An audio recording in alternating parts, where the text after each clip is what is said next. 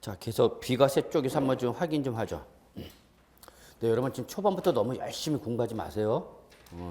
어차피 10월 말까지 공부하는 거기 때문에 장기 레이스야 체력 관리 잘 하시고 지금은 힘을 비축할 때입니다. 그래서 여러분 충분한 수면 취하셔야 돼요. 그래서 벌써부터 밤새면서 공부한다든지 뭐 바짝 긴장이 올라가고 공부 그러시면 안 됩니다, 여러분. 긴장할 때 긴장하고 그럴 때지. 그래서 벌써부터 밤새면 안 됩니다. 최소한 4시간은 자자. 4시간은 주무셔야지. 벌써부터 밤새면서 공부하지 마십시오. 가끔가다 딴 학원 보면 이렇게 이미 좀 공부를 하셨던 분들은 벌써 바짝 독이 올라왔어요. 왜? 쓰라린 맛을 봤기 때문에. 그래서 마음만 그렇지 사실 그렇게 못 버텨요. 지금 땡겨버리면 진짜 힘써야 할 7, 8월 달 무더운 여름 내려가고 9월 달, 10월 달 힘을 못 써. 그래서 좀 여유를 가질 땐 여유 있게 좀 공부해서 체력도 좀 비축하고 폭넓게 좀 여유 있게 공부하시다가 땡길 때 땡겨야 되는데 풀 때는 땡기고 땡길 때는 풀리고 그런 걸 좀 주의하셔야 합니다. 자, 여러분 여기 비과세에서 1번, 2번 묶으시고요. 3, 4, 5번 묶으시기 바랍니다. 구분합시다. 1번, 2번 하고요. 3번, 4번, 5번하고 구분하셔야 돼요. 묶어 이렇게 1, 2번 묶고 3, 4, 5번 그래서 그 사이에 밑줄 좀 쳐주시고요. 나중에 기본서는 다 그런 게 구분되어 있는데 이거는 이제 책에다 보니까 자 1번, 2번 공통 좀 잡을게요, 여러분. 자 1번, 2번 보니까 여러분 밑줄 국가, 지방자치단체 또는 지방자치단체 조합 밑줄. 자 제가 지난 시간에 우리 세법을 공부할 때 국가, 지방자치단체, 지방자치단체 조합이 나오면은 여러분 뇌에 떠올라야 되는 글자가 있습니다 그랬는데 떠오르는 거 있나요? 안개만 뿌옇죠. 국가나 지방자치단체, 지방자치단체 조합이란 말이라면 우리 세법을 공부할 때 딱 4글자가 뇌에 딱 떠올려야 돼. 뭐가 떠올라야 되죠? 과세권자 잊지 마시기 바랍니다.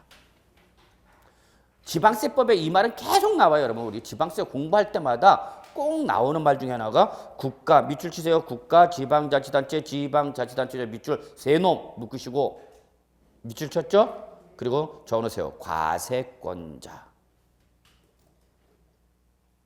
그러니까 자기가 자기한테 과세를 한다 안 한다? 안 하는 거죠. 자기가 자기한테 과세를 하는 거예요. 그래서 여기서 과세권자라는 게 제일 떠올라야 돼요. 여러분. 지방세 계속 나와 세법에서 국가나 지방자치단체 또는 지방자치단체 조합이란 말이 하면 여러분 뇌에는 자동으로 띵! 4글자 과세권자란 말이 떠올라야 된다. 과세권자. 그리고 적어놓으세요.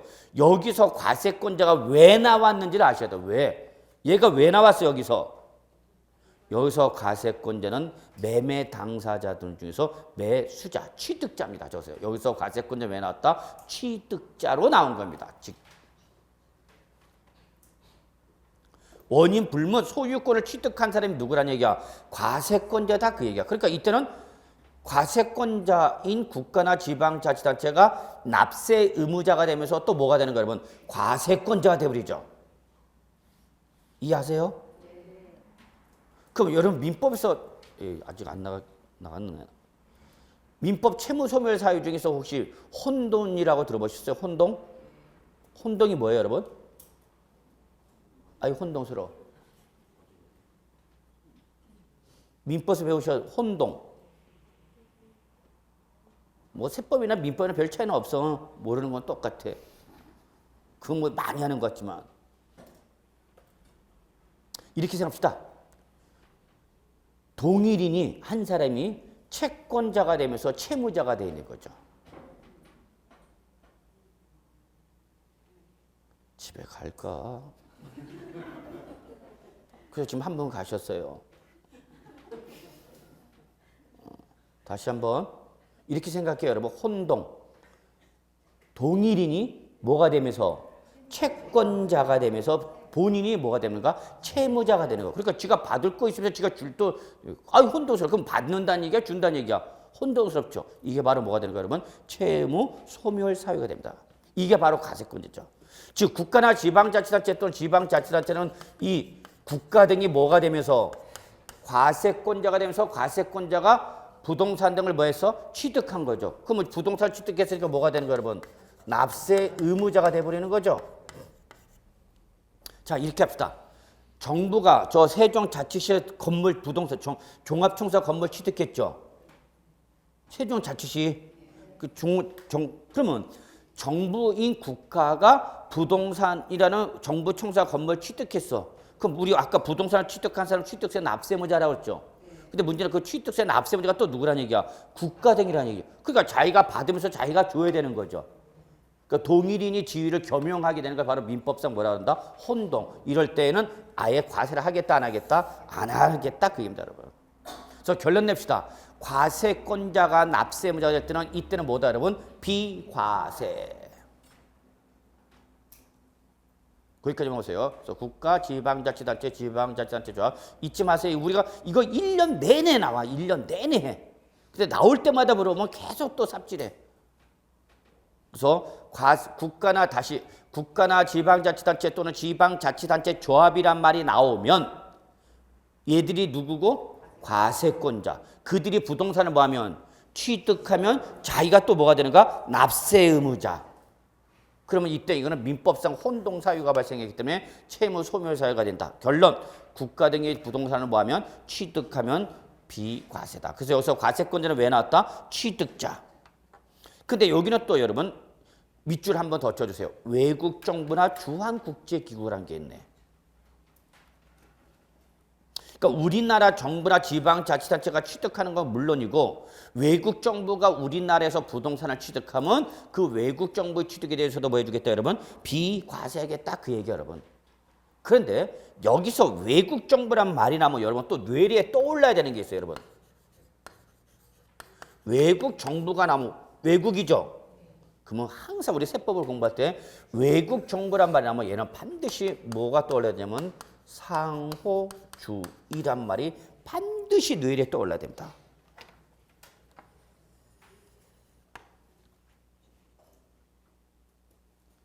교수님 이런 것들 시험에 나와요? 나와요. 당연히 기본적인 것도 많이 나와요, 여러분.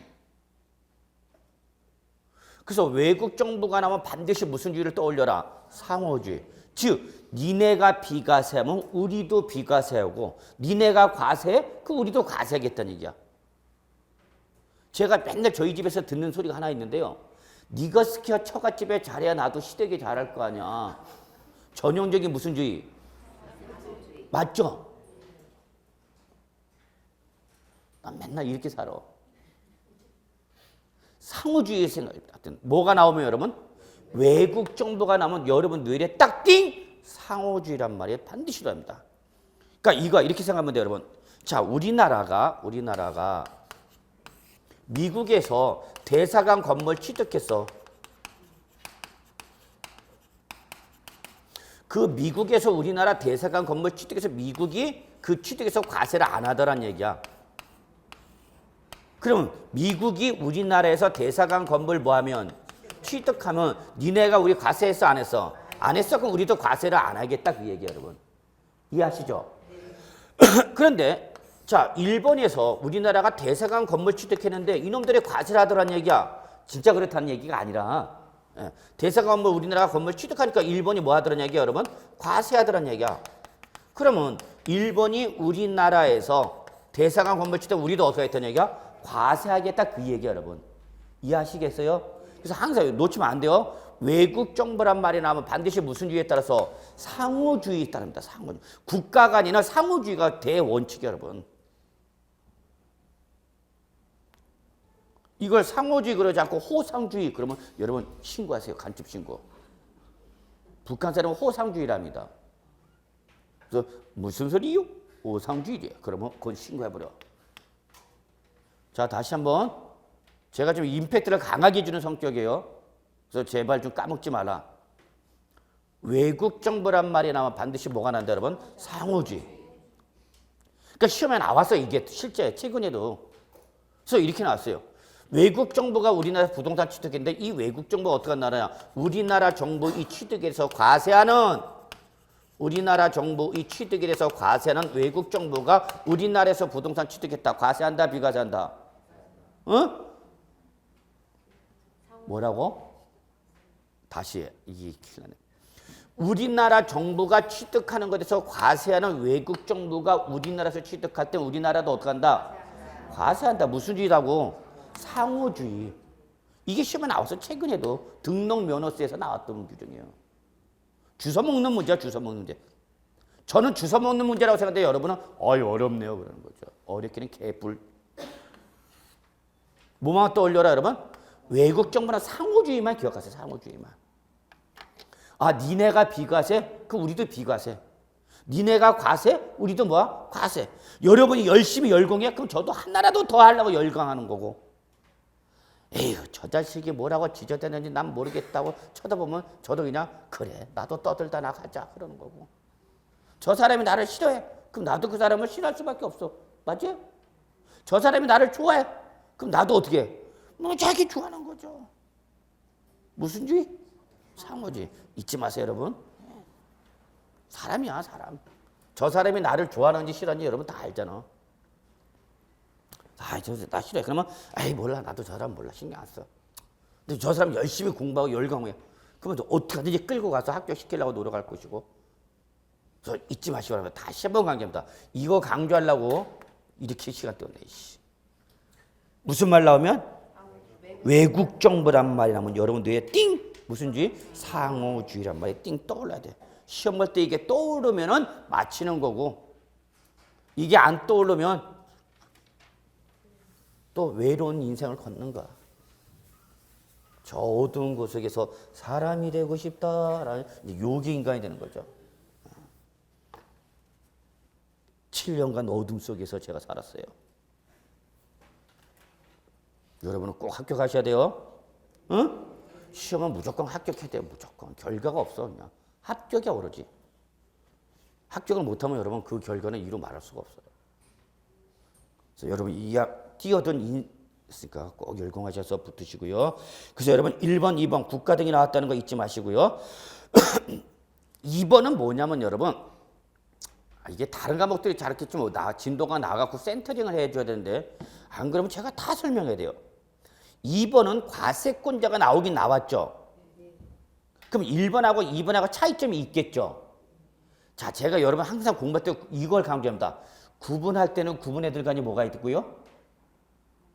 구분할 때는 구분해 들간에 반드시 뭐가 있고 차이가 있고, 묶을 때는 묶는 들간에 반드시 뭐가 있다 여러분? 공통점이라는 게 있습니다. 그걸 자꾸 생각하셔야 돼요 여러분. 그럼 1번, 2번 국가 지방자치단체 지방자치단체 조합이 나왔는데 1번, 2번 구분해놨죠. 그럼 분명히 1번과 2번에 뭐가 있다? 차이가 있다. 그걸 느끼셔야 된다니까. 그런 걸 못 느끼면 말장난에 넘어가는 거죠.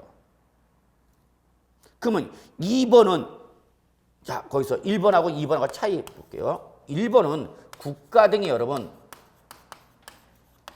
직접 취득할 때의 비과세 규정입니다. 여러분 직접 국가 등이 직접 취득할 때의 비과세입니다. 근데 2번도 또 누가 나왔네? 국가나 지방자치단체 지방자치단체란 말이 나왔죠. 여기서 국가는 차이점이 뭐냐면 여기는 간접 취득입니다. 자기네가 직접 취득한 것이 아니라 민간 사업자 등으로부터 뭘 받은 거예요, 여러분? 귀소 또는 뭘 받은 거예요, 여러분? 기부 체납한 거예요, 여러분. 기부 체납.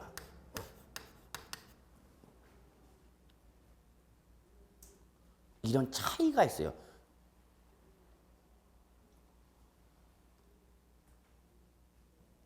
예를 들어서 민간 사업자로부터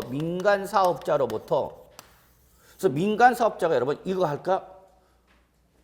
여기는 어떤지 모르겠는데 잘 모르겠는데 저 여러분 영등포 전철역 아시나요 혹시? 그 뭐 들어가 있죠 여러분? 이거 동영상을 찍으니까 말을 좀 편하게 하기 힘든데. 자, 제가 어떤 특정 기업을 얘기하는 거 아니야? 롯데백화점이 들어가 있죠? 롯데백화점. 자, 그러면 이게 우리 여러분 많이 들어보셔서 민자역사. 민자역사. 사회 간접 자본 시설은 원칙은 국가나 지방자치단이 예산을 건설하는데 모든 사회 간접 자본 시설을 다 국가 등이 이런 지방자치단을 예산을 투입하기가 힘들죠. 그러니까 뭘 끌고 들어오는 거예요, 여러분? 민간 자본 끌고 들어오잖아요. 민간 자본. 그럼 이게 민간 사업자가 예를 들어서 역사 건물 지은 거죠. 역사 건물 건축했죠. 옛날 그 구닥다리 영등포역을 다 쓸어버리고 다시 새로운 현대식의 up그레이드죠. 그래서 이 신축을 누가 하는 거예요, 여러분? 민간 사업자죠. 이 중에서 이 건물을 누구한테 넘기고 소유권을 국가한테 넘기죠. 그리고 자기네는 이 넘긴 대가로 일정 기간 동안 장기간 뭐 하는 거예요, 여러분? 무상 사용할 수 있는 권리를 취득하는 거죠. 이게 바로 뭐예요, 여러분? 기부채납이죠. 이제 나중에 학교는 가면은 사회 간접 자본시설 사업 방식 이런 거 막 다 배워. 그러면 여기서 여러분, 여기는 국가가 직접 취득하니까 여기는 국가한테 직접 비과세를 주는 거예요, 여러분. 그럼 2번은 뭐가 다르냐면 1번과 2번 차이점은 2번은 얘한테 비과세를 해주는 거야. 이게 달라요. 차이가 있어요, 없어요? 있어요. 그래서 2번 이렇게 보죠, 여러분. 국가나 지방자치단체 또는 지방자치단체 저 밑줄 2번의 포인트는 이겁니다. 귀속 또는 기부채납 조건. 이게 포인트예요, 여러분. 2번은.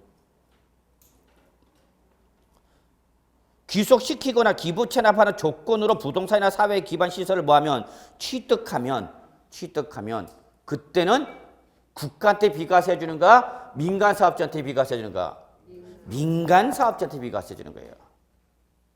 그래서 민간 사업자가 건물 취득하고 이거를 누구한테 넘겨? 국가. 그럼 국가 등의 취득은 1번이 적용돼서 여기도 비과세지만 누구한테도 비과세 해주겠다. 어차피 소유권이 누구한테 넘어가니까 과세권자한테 넘어가는 거니까. 그거 여러분.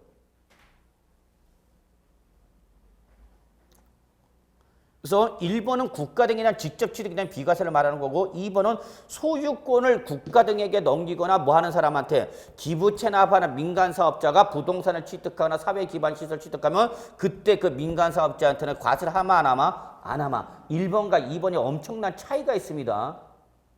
말이 비슷비슷한 것 같지만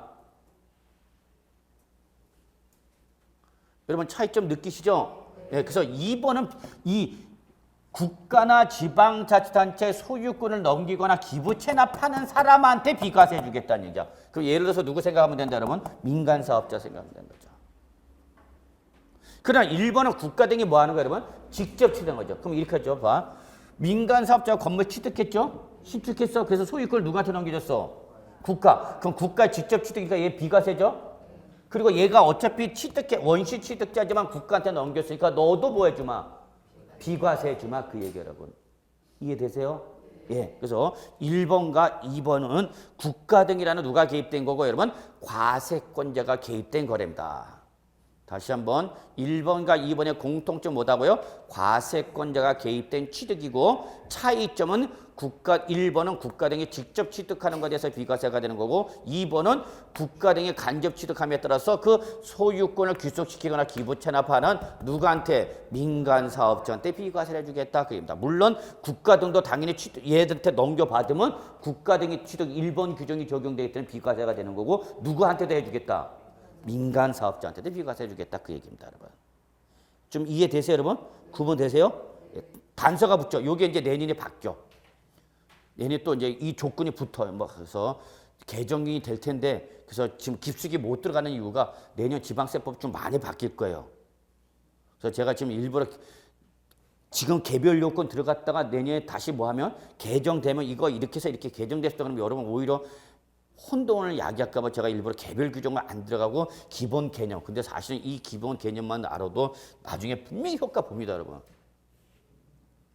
여러분은 지금 세법을 가장 정석으로 제대로 공부하고 계신 겁니다. 자, 이렇게 좀 봐두시고요, 여러분. 예, 나머지 3, 4, 5번은 그냥 뭐 형식적 취득 등 이렇게 적어 놓으세요, 그냥. 형식적 취득 등. 3번, 4번, 5번을 비과세하는 가장 주된 목적은 뭐냐? 사실상 취득이 아니라 무슨 취득? 형식적 취득 등. 그러니까 형식적 취득도 있고 이외에도 있다. 정책 목적상. 그렇게만 보시면 돼요. 자, 취득시기 봅시다. 취득시기. 자, 취득세 요거 한번 좀 봅시다, 여러분. 취득세는 보세요. 자, 취득세는 부가징수 방법이 뭐라고 그랬죠, 여러분? 자, 부가징수 방법은 세 가지입니다. 그랬죠, 여러분. 신고 납부, 보통징수, 특별징수. 그럼 취득세는 전형적인 무슨 세도? 신고 납부 세목이라서 누가 신고하라고? 납세의무자가 취득세 과세 물권을 취득하면 네가 뭐해서 세액을 계산하죠. 어떻게 세액 계산하는가? 과표에다 세율 곱해서 산출세액이 나오면 그거를 네가 법에서 정하고 있는 기간까지 어떻게 하라? 신고하고 그 신고한 세액을 뭐하라? 납부하라. 그 얘기죠, 여러분. 자, 그러면 이때 이 부동산을 뭐하면 취득을 하면 네가 그 취득한 날로부터 법에서 정하고 있는 신고 기한까지, 법정 신고 기한까지 어떻게 하라? 신고하고 뭐 하시오? 납부하시오. 누가 액션을 취하는가? 과세권자가, 납세 의무자가? 납세 의무자가. 그런데 만약에 이 법정 신고 기한까지 신고와 납부를 했다 안 했다? 안 했다. 자, 여기 봅시다. 하시오. 신고하시오. 납부하시오 했는데 했어 안 했어? 안 했어. 자, 가산세요, 가산금이에요? 응? 가산세죠. 이제 구분하실 수 있죠. 신고를 안 했다. 그럼 뭐가 적용되는 거고? 신고 불성실 가산세. 제목만 갖다 붙이면 돼. 납부를 안 했다. 뭐 하는가? 납부 불성실 가산세가 뭐 되는 거죠. 자, 이거는 두 번째 시간에 말씀드렸죠. 가산세. 특히 신고 불성실 가산세는 그 가산 사유에 따라서 무슨 과세한다? 차등 과세합니다. 그랬죠. 죄질을 물으래서. 그래서 무슨 행위? 부정행위. 그러면 좋은 놈, 나쁜 놈? 나쁜 놈. 그러면 이때는 신고 불성실 가산세가 몇 프로랬죠, 여러분? 몇 프로? 죽어! 그래갖고 몇 프로? 40%. 임팩트 주는 거야. 이걸 단순하게 외우면 까먹어 그냥. 신고 자체를 안 했다. 저 법정 신고까지 신고 안 했다? 몇 프로? 그럼 이때는 20%죠. 제가 그랬죠, 여러분. 이때 신고 불성실 가산세는 기본이 몇 프로다, 여러분? 20%가 기본입니다. 그랬어요. 근데 업계약서, 다운계약서든 무슨 계약서 쓰면은 이중계약서. 자, 여러분, 우리 부동산 세법에서 가장 전형적인 부정행위가 뭐랬어요, 여러분? 이중계약서라서 놓치면 안 돼. 시험에 무슨 말을 하면 이중계약서란 말을 하면 여러분 거기는 출전에 뭘 얘기하는 거예요, 여러분한테? 부정행위를 저질렀다 그 얘기예요. 부정행위. 그 얘기가 숨겨있다는 걸 잡아내야 되는 거죠. 그러면 남들은 몇 프로지만 너는 무슨 짓을 했으니까 부정행위를 했으니까 요 놈의 몇 배를 치겠다. 더블로 치겠다 그 얘기죠, 여러분. 이해하세요? 저는 여러분들 강조 싶은 게 무조건 외우려고 하지 마라. 여러분이 자꾸 이걸 전개할 줄 알아야 돼. 왜? 여러분이 어차피 공인중개사 되시면 고객한테 뭐 해야 돼요, 여러분이? 여러분이 설명해야 되는 거예요, 여러분이. 그럼 그때 여러분이 설명하다 보면 내 마음을 이해할까? 우리 선생님 무지하게 답답해했겠구나. 저놈의 외인수 같은 인간은 뭘 얘기해도 멀뚱멀뚱하고 있어. 그러면 여러분 이제 뒤집어요. 여러분 막 힘줘 설명하는데 고객이 이러. 그래서 그럼 가 그래야지. 그러면 여기에 무신고야. 그럼 여기는 무슨 신고야, 여러분? 과소신고. 자, 무조건 외우는 게 아니야. 얘하고 차이가 있어요, 없어요? 있어. 누차 이런 구분할 때는 구분해야 될 거 아니에요. 뭐가 있다, 여러분? 차이가 있습니다. 묶을 때는 묶는 될 거 아니에요. 뭐가 있습니까? 공통점이 있어요. 이걸 자꾸 여러분 세법뿐만 아니라 다른 과목도 여러분 자꾸 느끼셔야 돼요. 얘하고 차이점이 있죠. 얘는 신고 자체를 안 한 거죠. 얘는 신고는 한다고 했어. 근데 어떻게 한가? 적게죠. 그러면 이때는 에휴 그래도 너는 한다고는 했죠. 자, 제가 숙제를 냈어요, 여러분. 여러분 집에 가서 한번 이런 것 좀 풀어갖고 오세요 그랬어요. 그럼 집에 가서 열심히 우리 선생님 시켰으니까 뭔가 의미가 있어. 해봐야지 하고 해보는 사람이 있을 거야. 근데 하라면 이 새끼 너는 지저달에 시켜 나는 모르겠다고 갖다 틱 버려줘. 그러면 했어 안 했어? 안 했죠. 근데 나는 했어. 선생님 내신 숙제를 했어. 근데 하는 과정에서 틀렸어. 안 한 거하고 틀린 거는 다른 거죠. 똑같아. 죄질을 묻는 거예요. 그래서 여러분 항상 신고 불성실 과세한세는 죄질을 묻는다. 무슨 과세한다 여러분? 차등 과세한다는 걸 잊지 마시기 바랍니다. 그러면 결론은 요 기한까지 하면은 가산세가 있지만 없지만 안 하면 가산세 때린 거죠. 그럼 이거 원래 내야 되는 거 안 내도 되는 거야? 원래 안 내면 안 내는 건데 안 했기 때문에 내는 거죠. 그러면 세금을 절세하는 가장 기본적인 방법 중에 하나가 뭐는 먹지 마라. 가산세는 먹지 마라. 가장 절세 방법의 기본 중에 하나야. 쓸데없이 가산세 먹지 마라는 얘기야, 여러분. 어차피 할 거라면 기한 내 해갖고 가산세는 먹지 마라 그 얘기죠. 근데 깜빡하는 거지. 깜빡해갖고. 우리 주택기 있잖아. 깜빡. 오늘 아침에 나오면서 은행 가서 오늘 공과금 내고 와야지. 그리고 들고 왔다가 수업 끝나고 배고프니까 밥 먹고 나니까 졸음이 와갖고 좀 잤다가 집에 가죠. 그리고 그 다음날 책을 바꾸려 보니까 뭐가 있네? 고지서가 있네. 아이고 깜빡했네. 다시 한번 강조합니다.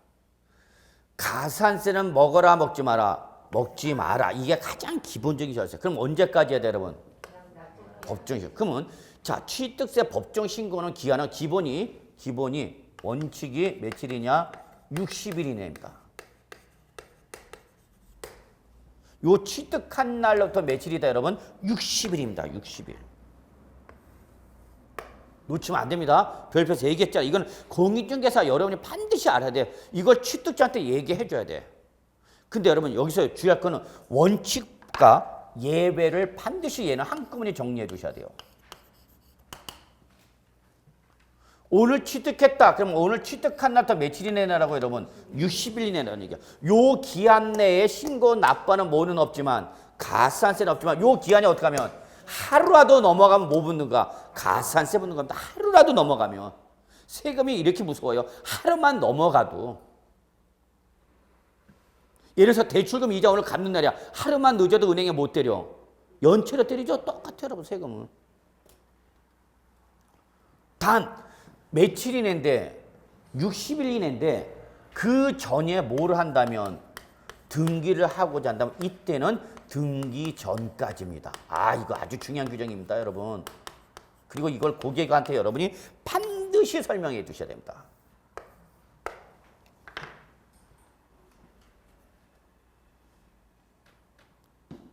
그러면 결론 취득세 신고기는 저 둘 중에 어떤 날이 되는 거예요 여러분? 자, 취득세 신고는 요 둘 중에 어떤 날을 취득시로 잡아야 되는, 법정 신고로 잡아야 되는가? 아니. 얘는 60일 이내죠? 얘는 언제죠? 등기 전까지요. 그럼 이 둘 중에 어떤 날이 법정 신고라는가? 제가 과세권자 놀부심보 3종 세트 말씀드렸죠? 기억나세요? 놀부심보 3종 세트. 과세권자는 과세 시기를 할 때, 결정할 때 어떤 걸 좋아한다 그랬어? 빠른 걸 좋아한다고 그랬잖아. 이런 게 기본이야 여러분. 자 지금 시간적 기준이 몇 개 나왔어요 여러분? 시간적 기준이 몇 개 나왔냐고 지금. 그러면 둘 중에 어떤 놈을 골라라고 과세관점은 빠른 걸 좋아한다니까 여러분. 그러니까 결론 법정 신고기한은 이 둘 중에 어떤 날이다 여러분? 빠른 날이죠. 빠른 날. 그럼 정리합시다. 여러분이 공인중개사가 되면 이거 취득자한테 얘기해 줘야 돼요. 자, 님께서는 오늘 부동산을 매매를 취득했으니까 오늘로부터 며칠이네?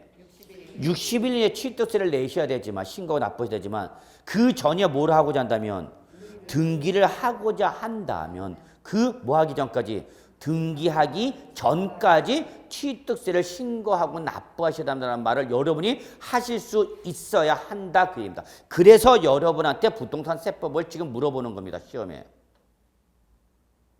그럼 오늘 취득했어요 여러분. 오늘 며칠이에요? 응? 11월 28일이야. 자 11월 28일이면 이날로부터 뭐 계산해서 일수 계산해야 되죠. 며칠이니까 60일 일수 계산이야 여러분. 그러면 이날로부터 60일인데 지금 11월 달은 며칠이고 30, 12월 달은 31일. 그럼 요거 더하면 어떻게 되는 거야 계산이? 이게 또 계산이 안 되네. 이렇게 묶으면 며칠이야? 요거 묶어서 순액 계산하면 얼마? 우리 이제 이것도 안 된다. 30에다가 31을 빼자. 60에서 31을 빼려고 여기서 31을 빼려니까. 마이너스 하루 하냐? 뭘 그렇게 생각할까? 마이너스 하루도 하고? 집에 가서 초등학교 다니는 자제분하고 한번 해보세요. 60을 더해주고 30일을 빼고 30일 빼니까 마이너스 하루잖아. 그러니까 일수는 하루가 얼마 되는 거고 27일이 되겠죠. 그 다음에 2개월을 뺐죠. 그러니까 2개월 더하니까 몇 월 되는가? 또 13월 그래봐. 이걸 얘기해 줘야 될 거 아니야, 여러분이. 민법에 따라서 일주 월년으로 계산할 때는 우리 세법도 그 일주 월년으로 계산할 때 초일 불산이 말일 산이. 그래서 여러분 집에 가셔갖고 달력 꺼내갖고 오늘 취득했으면 오늘은 산입하고 산입하지 않고 민법에서 기한, 기간 계산하는 거 배우나 안 배우나? 맨날 안 해. 도대체 뭐해 민법? 총칙하는데 기한, 기간 계산 안 한다고? 안 한 거야. 모르는 거야. 자, 민법 기간, 기산, 기간, 기한 다르죠? 예. 이때 계산할 때 가장 기본적인 것이 뭐냐면 일수 계산할 때는 초일 불산입, 말일 산입이 기본 원칙이다. 민법상.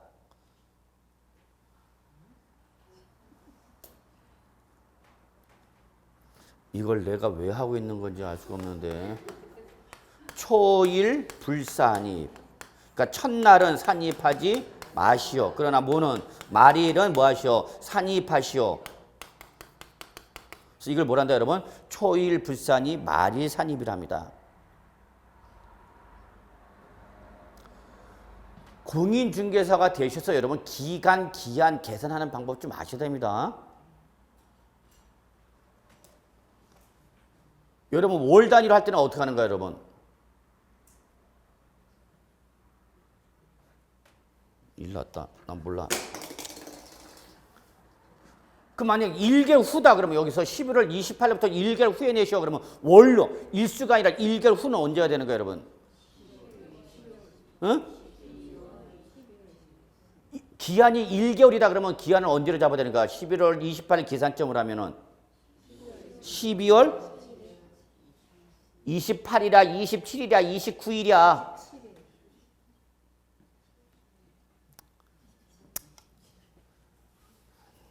갑시다, 그냥.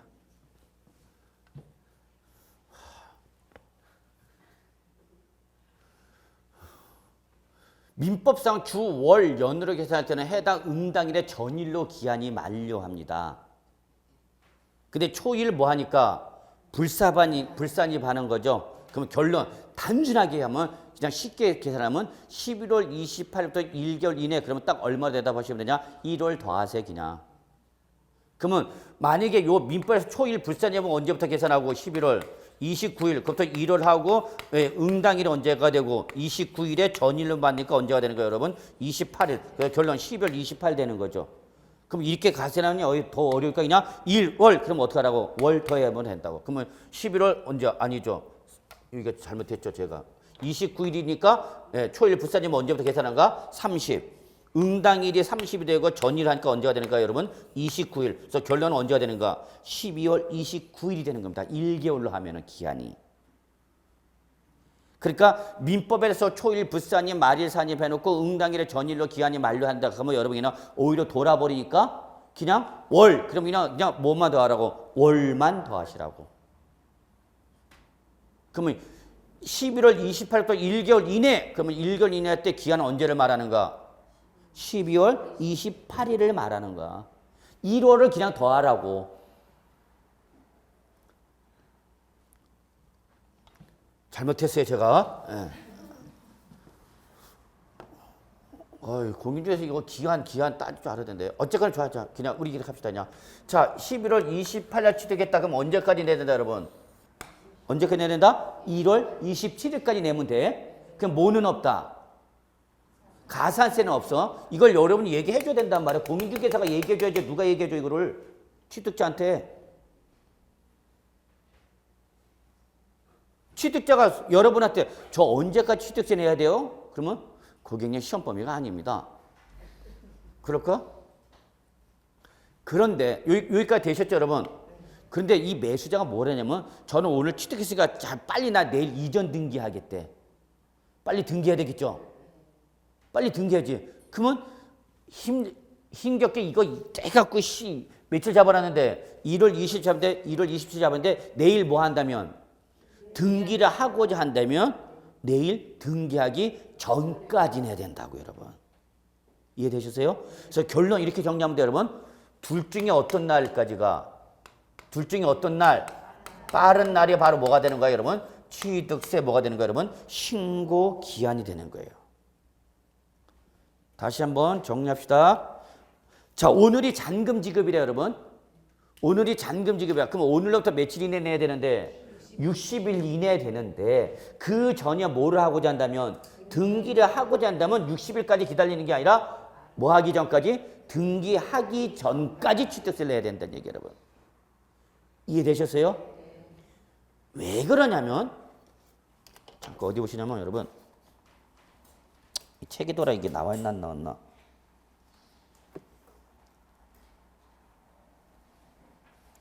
여기 기본서는 나중에 보면 알겠지. 기본서 나중에 보는데 여러분이 자 매수자가 매매로 소유권 취득했죠. 그럼 이제 등기소 가서 뭐 해야 돼 여러분? 등기 신청해야 된단 말이야. 근데 여러분 소유권 등기 신청을 하고자 할 때는 반드시 그 등기 신청 서류에 취득세 영수증이 있어야만 등기를 받아줍니다. 다시 한번 내가 무슨 등기 하려면 소유권 이전 등기를 하고자 해서 어디 가려면 등기소 가려면 그 등기소에 무슨 신청 서류에 등기 이전 신청 서류에 반드시 뭐가 있어야 된다. 취득세 영수증이 있어야 돼. 그게 있으면 등기 담당군이 받아주고 취득세 영수증이 없으면 등기를 안 받아줘요. 그러면 나는 오늘 부동산 취득했어.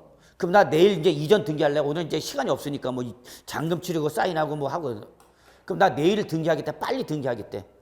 그러면 내가 등기소 가기 전에 먼저 어디 들러서? 은행에 들러서 뭘 내고? 취득세를 내시고 그 냈습니다는 뭐를? 영수증을 어디에? 등기 이전 신청서를 첨부해서 등기 담당 공무원한테 뭐 해야 되는가? 이전 등기 신청해야만 등기 담당 공무원 아까 그랬죠. 등기 담당 공무원은 실질적 심사 권한이 있다. 형식적 심사 권한만 있다. 형식적 심사 권한. 그래서 요건만 구비하는데 그 요건 중에 하나가 뭐가 있어야 된다? 취득세 영수증이 있어야 된다고. 지금 제가 알아듣게끔 설명하고 있나요 여러분? 예. 그러니까 자 마무리할게요 여러분. 원칙 취득세는 며칠 이내에 내면 되는데 60일 이내에 내면 되는데 그 전에 뭐를 하고자 한다면 등기를 하고자 한다면 60일까지 채우는 게 아니라 뭐 하기 전까지다? 등기하기 전까지 취득세를 신고하고 납부한다. 그러면 결론 시험에서 사례 문제가 나오면 여러분 둘 중에 어떤 날을 고르면 된다? 그렇죠. 시험에 나왔는데 그때 가서 진짜 나왔네. 아씨 내년에 꼭 외워야지. 아주 돌아버려 그런 말하면. 아저씨 짐 싸고 나가는가? 오빠 짐 싸고 나가는가?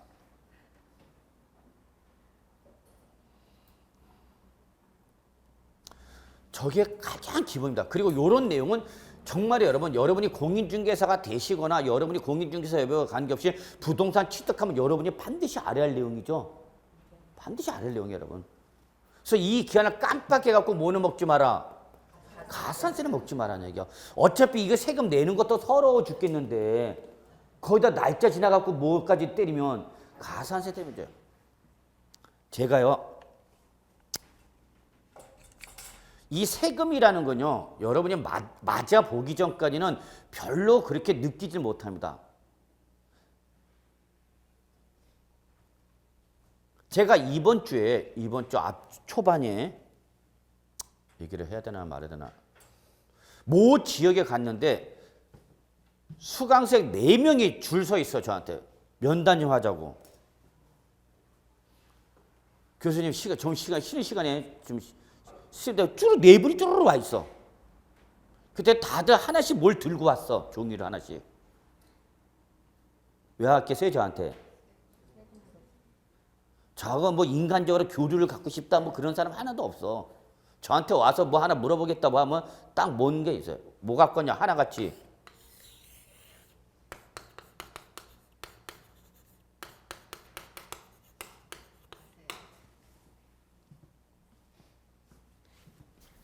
제일 적은 분이 400 몇만 원이고 많으신 분이 1000 몇만 원이 넘어가는 거지. 과세이고 통지란 걸 받아 갖고 왔어요. 지금 당장 세금을 400, 500, 6천만 원 넘는 분들 계시더라고요. 어떻게 하면 좋겠냐고. 바로 떨어. 떨어 나한테 보여주면서. 교수님 어떻게 하면 좋아요? 제가 지금 어떤 액션을 취해야 되는 거예요? 그거 자체를 모르는가 어떻게 되는 건지. 그래서 뒤에 분도 뒤에 분도 종이 들고 있어. 뒤에 분은요. 그분도 종이 들고 있어. 네 분 다 보세요. 그러니까 하나같이 다 얘기합시다. 강소금이다. 강소금. 강소금 세무서에서 지금 과세고 통지서 날려버렸습니다. 뭐 소득세 누락된 거. 2011년도, 2012년도 소득세 누락분이란 과세고 통지가 나갑니다. 올해 몇 년도예요? 15년도 2011년도께 왔어. 2011년. 왜 그렇죠, 여러분? 제가 지난 시간에 소멸시효 말씀드렸죠. 몇 년이랬어요? 그래, 마음대로 해라. 소멸시효 기간 몇 년이랬어요, 여러분? 5년. 여러분, 제가 불쌍해요? 안 불쌍해요? 입에 그렇게 거품 물면서 했건만 드런동 만동 하더니 아주 중요하다고 했어요, 여러분. 그래서 제가 이런 말 했어요, 여러분. 세무서에서 세무조사 나오면 오늘 거 뒤진다, 5년 전 거 뒤진다. 5년 전 거부터 뒤져요, 여러분. 세무조사 나오면. 오늘 거면 올해 걸 보는 게 아니라 몇 년 전 걸 본다고? 5년 전 거부터 뒤져요. 왜? 소멸시효 완성되는 걸 놓칠까 봐 5년 전 거부터 뒤집니다. 그래서 제가 세무 전문가들은 오늘 세법 규정을 알아야 되는 것이 아니라 최소 몇 년 전 거까지 한다. 5년 전 거까지 알아야 된다. 5년 전에 어떤 규정인지 그걸 모르면 세무조사 대응을 못 해요. 그러면 맞는 대로 두들겨 맞는가. 그래서 세무 전문가라는 사람들, 소위 말하는 세법을 한다는 사람들은 항상 5년 전 거까지를 봐요. 그러니까 예전에는 온라인 되기는 다 맨날 법전 사놨어요. 법전, 조세법전. 최소 몇 년 전 거는 5년 전 거는 반드시 비춰놓고 있어야 돼요. 세무조사가 나면 지금 규정을 가지고 물어보는 게 아니라 몇 년 전 걸 물어본다고? 5년 전 걸 물어봐. 5년 전 거부터 뒤져. 장부 갖고 보세요. 근데 올해 장부를 갖고 오라는 게 아니라 몇 년 전 거, 5년 전 장부 갖고 오라는 거. 5년 전 장부. 그 5년 전 장부를 갖고 오라는 이유는 뭐냐? 여러분 나중에 봐. 공인중개사 돼서 사무소 개업하고 났다가 구청에서 나왔거나 세무조사 나오면은 오늘 장부 보는 게 아니라니까. 5년 전 거부터 뒤져. 물론 당연히 사업 계시려면 몇 년이 나오겠지만은. 그 지금 이거 나오는데 과세예고 통지 나온 게 다 뭐냐면 2011년도, 2012년도 소득세 탈루분 누락분 나온 거야 다. 그래서 너 2011년도, 2012년도 소득세 소득 얼마 누락됐다. 이거 소득세 납부 안 했어서 이거에 따라서 소득세가 220만 원인데 그동안 뭐 안 했으니까 뭐 때려? 가산세까지 맞추는 거예요. 그러니까 소득세가 220만 원이 그런데 가산세가 200만 원까지 추가가 돼버리는 거예요. 이렇게 무서운가 가산세가 여러분. 그래서 벌벌 떨리는 거예요. 어떻게 하면 좋냐고. 근데 네 분이 마침 다 보니까 그거 맞으신 분들이야. 한 번에 진짜 떨어졌어. 1000몇만 원이 날라왔어. 1000몇만 원이. 놀라겠어요? 안 놀라겠어요? 생각해봐. 세금을 그렇게 내라고 그러면은. 어? 그래서 그분들한테 이 말씀을 드렸어요. 이렇게 하라 저렇게 하라. 어떻게 하라. 이제 액션 취하겠죠. 그제서야 이제 세금이 무서운 걸 아는 거죠. 두들겨 맞아요. 그럼 제가 얘기하고 싶은 건 이거 여러분. 이런 건 가장 기본이면 이 내용을 여러분이 공인중개사 됐을 때 취득자한테 뭐 해줘야 된다? 여러분이 얘기해 줘야 된다. 그래서 부동산 세법을 공인중개사한테 물어보는 거예요, 여러분. 그럼 양도자한테 뭘 또 내라고 해야 돼? 양도세. 언제까지 내라고 여러분이 얘기해 줘야 될 거 아니야. 뭐는 몰라도 아직은. 얼마인지는 모르더라도. 정한 되면 그 세무사한테 넘기든지 법무사한테 넘기면 되지만 그래도 언제까지 내라고는 얘기를 해야 돼요. 그래서 다시 한번 강조하지만 과세권자 놀부심보 3종 세트 무슨 소리 아니야? 농담 아니야? 과세 시기를 결정할 때 시험에 기준이 몇 개 이상 나오면 시간 기준이 몇 개 이상 나오면 2개 이상 나오면 여러분은 주저없이 그 둘 중에 어떤 날로 가라?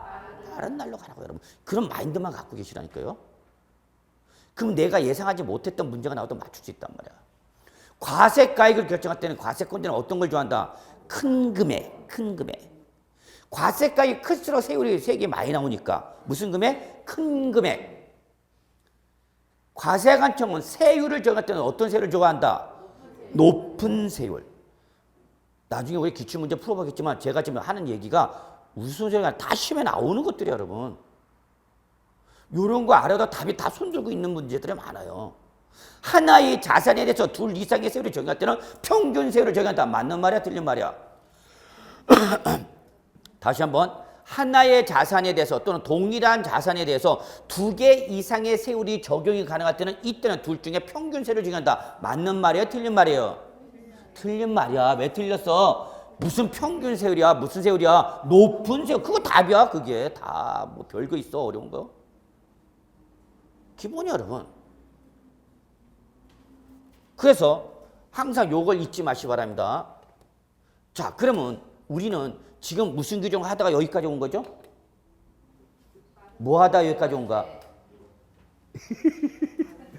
뭐 하다 여기까지 왔어? 그렇죠. 취득 시기, 취득 시기. 그러면 요거를 잡으려면 뭐가 결정돼야 돼, 여러분? 요걸 결정하려면 뭘 결정해 줘야 돼? 요 취득일을 결정이 되겠죠. 요게 바로 취득 시기입니다. 이게 결정이 되면 이게 결정되면 이날로부터 며칠이네? 60일 이내가 종속적으로 결정되는 거죠. 요게 독립변수고 요게 종속변수죠. 또 어려운 말 썼나? 얘가 나와야 얘가 나오는 거죠. 이해하셨죠? 그래서 우리가 이제 뭐 하자는 얘기 여러분? 세법에서 그러면 언제 취득한 걸 볼 거냐라는 규정이 그래서 있는 거예요, 여러분. 이해하시겠습니까? 얘가 왜 있는지 이걸 이해하시기 바랍니다. 좋습니다. 오늘 뭐 여기까지 하죠. 오늘 여기까지 하고 다음 주에 우리 한번 요거 기본적인 내용을 계속해서 좀 살펴보도록 하겠습니다. 그래서 오늘 수업은 여기서 마무리하도록 하겠습니다. 수고하셨습니다.